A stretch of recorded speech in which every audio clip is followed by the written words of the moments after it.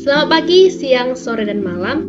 Kami ingin mempresentasikan tugas UAS pengantar sains komputasi dengan judul Analisis Statistik menggunakan metode Monte Carlo, Cikenas, dan Bootstrap dengan dosen pengampu Bu Sri Dewi Eskom Mkom. Ada pepatah yang mengatakan, tak kenal maka tak sayang, maka dari itu, perkenalkan ini adalah anggota kelompok kami yang terdiri atas Nuranianda, ada Wira Wibawa Permadi, ada Mirza Anggara, dan saya sendiri yaitu Angel Agasari Siagian. Di sini ada studi kasus yang dimana artikel jurnal yang kami kutip itu berjudul Simulasi Monte Carlo untuk memprediksi persediaan darah. Di sini ada daftar pustakanya. Kami mengambil sedikit yaitu tentang artikel jurnal ini yang berisi artikel ini membahas metode simulasi Monte Carlo menggunakan data persediaan darah di UTD PMI Kota Padang tahun 2018 dan 2019. Yang dimana metode Monte Carlo digunakan untuk memprediksi jumlah persediaan darah guna menghindari kelebihan atau kekurangan stok yang dapat merugikan pelayanan kesehatan masyarakat, yang dimana hasil penelitiannya menunjukkan bahwa akurasi prediksi mencapai 96,21% untuk tahun 2018 dan 79,22% untuk tahun 2019, membuktikan bahwa efektivitas metode ini dalam peramalan stok darah masa depan. Berikutnya ini kita akan dapat saksikan demo proyek program untuk dijelaskan teman saya. Mungkin sebelum ke demo aplikasinya, saya akan sedikit menjelaskan. Jadi untuk aplikasi simulasi Monte Carlo ini, kami menggunakan Streamlit dengan bahasa pemrograman Python. Jadi Streamlit itu sendiri adalah framework dari bahasa pemrograman Python untuk membuat web yang interaktif. Nah, jadi untuk library yang kami gunakan di sini yang pertama ada Streamlit dan kemudian ada Pandas. Ya, kita ketahui bahwa Pandas itu adalah library yang digunakan untuk memanipulasi dan melakukan analisis data. Kemudian ada NumPy, ini untuk perhitungan atau operasi matematika secara komputasional, dan yang terakhir itu adalah Matplotlib. Jadi ini untuk melakukan visualisasi terhadap data, jadi dalam bentuk plot atau grafik. Nah, selanjutnya, jadi di sini untuk proses perhitungan yang kita akan lakukan, kita mengikuti jurnal, yaitu yang pertama membuat distribusi dari probabilitas, yang kedua menghitung distribusi kemungkinan kumulatif, yang ketiga membuat interval bilangan acak, yang keempat melakukan simulasi dengan bilangan acak, dan yang terakhir adalah menganalisa simulasi dari rangkaian percobaan. Nah, jadi data yang kita gunakan itu adalah data persediaan darah tahun 2018 untuk memprediksi tahun 2019 dan data persediaan darah tahun 2019 untuk memprediksi tahun 2020. Nah, jadi untuk yang langkah yang pertama yaitu menentukan distribusi probabilitas itu menggunakan rumus probabilitas sama dengan frekuensi per jumlah. Dan pada sistem itu kita di sini menggunakan NumPy CumSum untuk menghitung probabilitasnya. Nah, setelah probabilitas dihitung, nanti akan didapatkan hasilnya seperti ini, ada frekuensi dan probabilitasnya. Nah, selanjutnya kita akan menetapkan distribusi probabilitas kumulatifnya seperti ini, dan dilanjutkan dengan menetapkan interval angka random atau angka acaknya di sini. Dan untuk membangkitkan angka acak, di sini kita menggunakan rumus RI sama dengan DRI kurang 1 ditambah O mod M. Jadi RI-nya itu adalah konstanta pergeseran, D-nya itu konstanta penggali, O-nya itu adalah bilangan awal, dan M itu adalah modulus. Nah, jadi diketahui pada jurnal itu D-nya sama dengan 26, O-nya sama dengan 20, M-nya sama dengan 99. Jadi kita menggunakan nilai yang sama untuk aplikasinya, ini D sama dengan 26, O20, dan M 99. Dan dilanjutkan dengan melakukan percobaan dan simulasi. Untuk jurnal itu sendiri, di sini kita dapatkan akurasinya itu sebesar 96,21%, di mana yang terbilang sangat tinggi, dan diperoleh data sebanyak 103.080 kantong darah untuk tahun 2018, dan akurasi sebesar 79,22% dengan perolehan nilai kantong darah yang didapat itu sebanyak 43.322 pada tahun 2019. Nah, mungkin kita akan sedikit membandingkan hasilnya dengan yang ada pada aplikasi yang telah kita buat, maka akan saya jalankan. Di sini kita ulang. Nanti outputnya akan seperti ini, maka kita akan masukkan filenya. Jadi file yang digunakan ini dalam bentuk CSV dan disesuaikan dengan nilai data persediaan darah yang ada di jurnal. Jadi ini semua nilai persediaan darah pada tahun 2018 dan 2019 yang ada di aplikasi dengan ada di jurnal itu semua sama, dan untuk hasil yang didapatkan juga sama. Jadi kita bisa lihat di sini data real tahun 2018 itu, ini prediksi tahun 2018, ini simulasi tahun 2018 untuk memprediksi tahun 2019 itu, kita lihat data realnya adalah 7.360, di sini sama. Selanjutnya untuk Februari ada 8.258, sama, ini sama seterusnya sampai ke bawah. Dan untuk angka acak yang digunakan juga di sini sama, Januari 40, Februari 70, dan dilanjutkan dengan hasil-hasil berikutnya, dan hasil simulasi yang didapatkan juga sama. Nah, namun di sini untuk akurasi per bulannya sedikit berbeda. Jadi untuk di jurnal hasil perbandingan simulasi persediaan darah tahun 2018 itu akurasinya itu 84, untuk bulan Januari ada 84,19%, sedangkan pada aplikasi ini akurasi per bulannya itu 81,22%. Jadi ini sedikit lebih rendah dibandingkan pada jurnal. Untuk hasil-hasil bulan berikutnya juga sama, sedikit lebih rendah. Kita lihat di sini untuk bulan Februari di jurnal itu 79,78%, dan pada sistem ini adalah 74,65%.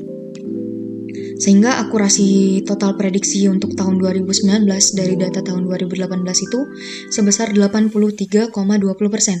Ini cukup jauh sebenarnya perbandingannya jika kita bandingkan dengan jurnal, yaitu sebesar 96,21%. Dan ini kita bisa lihat grafik data simulasi dengan data real tahun 2019. Jadi ini bisa kita lihat di mana simulasi yang paling tinggi itu ada di sekitar bulan Februari dan Desember, sedangkan untuk data realnya itu persediaan paling banyak itu ada pada bulan Agustus. Kemudian untuk simulasi tahun 2019 dalam prediksi tahun 2020, yaitu 5 bulan pertama yang kita gunakan hingga bulan Mei, didapatkan di sini akurasi total prediksinya itu 65,01%, sedangkan pada jurnal itu didapatkan akurasi sebesar 79,22% dengan data darah yang diperoleh itu sebanyak 43.322. Nah, grafik simulasinya juga seperti ini.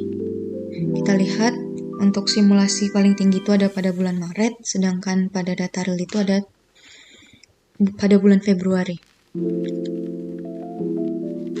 Nah, jadi untuk perbedaan nilai dari simulasi antara di jurnal dan aplikasi ini mungkin terjadi karena metode Monte Carlo itu sendiri adalah metode acak. Jadi jurnal kemungkinan menyesuaikan hasilnya itu secara manual agar lebih mendekati dari data real, sedangkan pada aplikasi ini semua dilakukan perhitungan otomatis.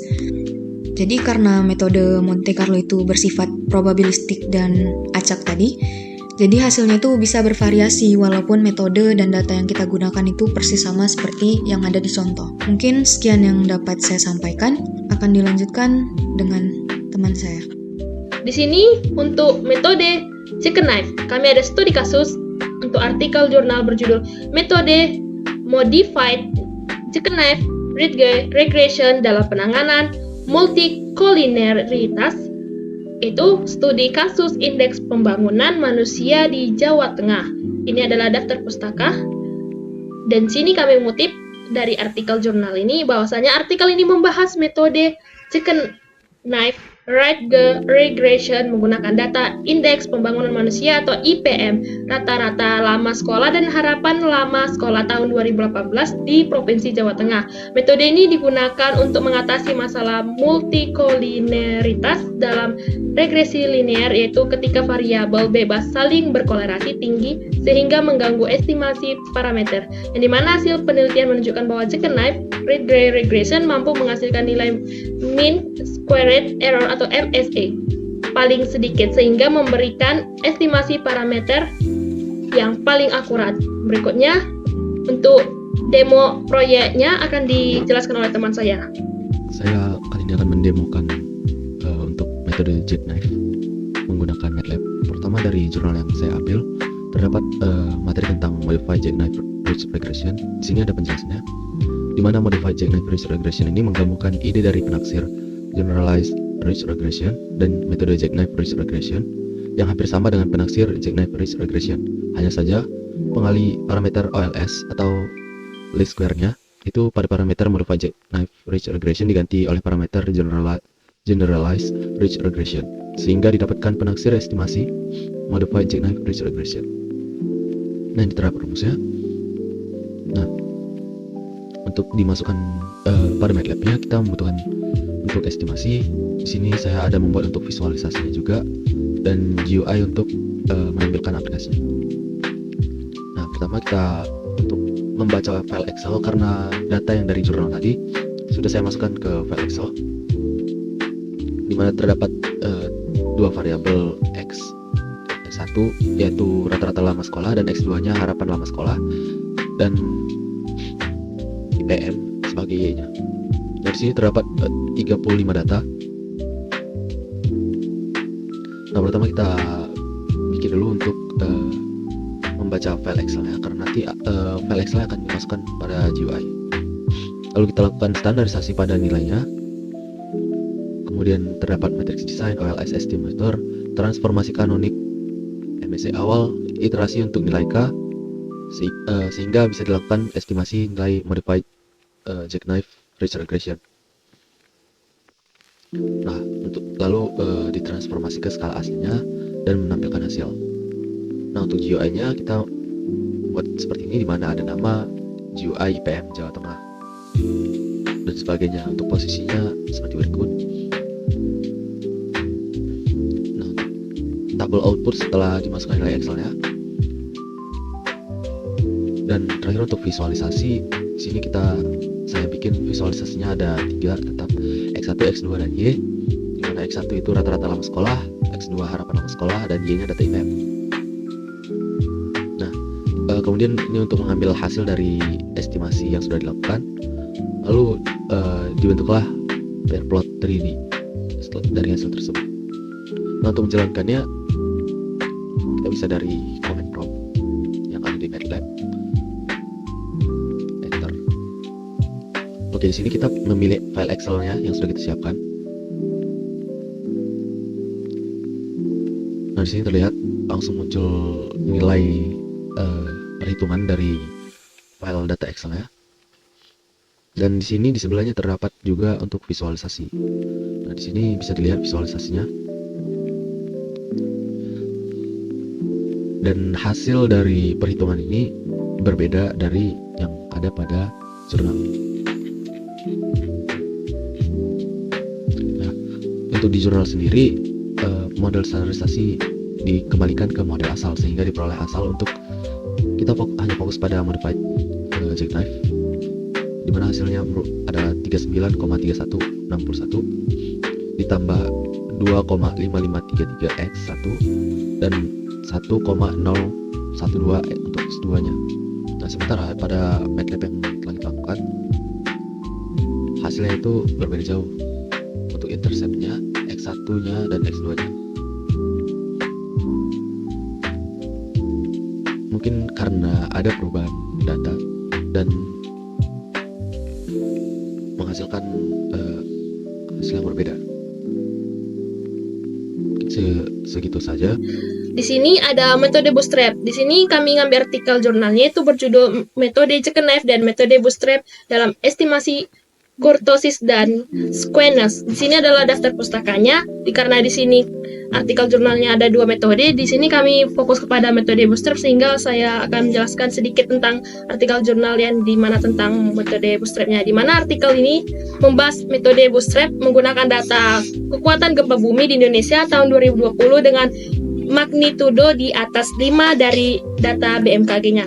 Di mana metode ini digunakan untuk mengestimasi nilai squamous dan kurtosis tanpa harus memenuhi asumsi distribusi normal, sehingga cocok untuk data dengan nilai ekstrim. Yang dimana hasil penelitian menunjukkan bahwa bootstrap memberikan estimasi yang lebih efisien dibandingkan jackknife dengan nilai MSE-nya yang lebih kecil saat ukuran resampling diperbesar. Berikutnya, kita akan saksikan demo proyek untuk programnya pada metode bootstrap yang dijelaskan oleh teman saya. Baik, selanjutnya saya akan menjelaskan tentang metode bootstrap, di mana jurnal yang saya pilih untuk referensi saya itu adalah metode jackknife dan bootstrap dalam estimasi kurtosis dan skewness pada data gempa bumi tahun 2020. Di sini saya memfokuskan metode bootstrap untuk saya jelaskan.